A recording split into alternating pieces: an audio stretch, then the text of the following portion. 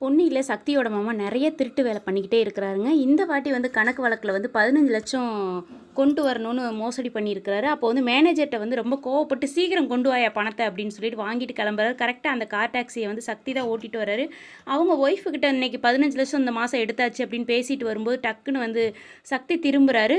அதுக்குள்ளே வந்து மேனேஜர் இறங்கி ஓடிடுறாரு. வீட்டுக்கு போய் வேகமாக போய் எல்லாரும் முன்னாடியும் இந்த பணத்தெல்லாம் திருடுறதெல்லாம் வந்து உங்கள் மாப்பிள்ளை தான்னு சக்தி சொல்கிறாருன்னு சொல்லி மாற்றி சொல்லிடுவார். உடனே பயங்கரமாக ஷாக் ஆயிரும் சக்தி. எதுக்கு இப்படி தேவையில்லாமல் இவர் பொய் சொல்கிறாரு அப்படிங்கிற மாதிரி சக்தி சொல்லுவார். அப்போவுமே வீட்டில் இருக்கிறவங்க யாருமே நம்ப மாட்டாங்க.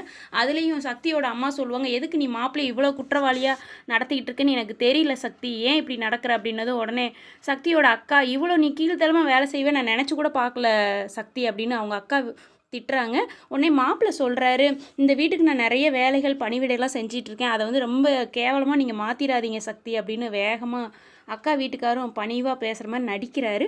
இப்படி தாங்க ப்ரொமோ போட்டிருக்காங்க. ஆனால் இதில் வந்து சக்தியோட அப்பாவுக்கு உடன்பாடே இல்லை.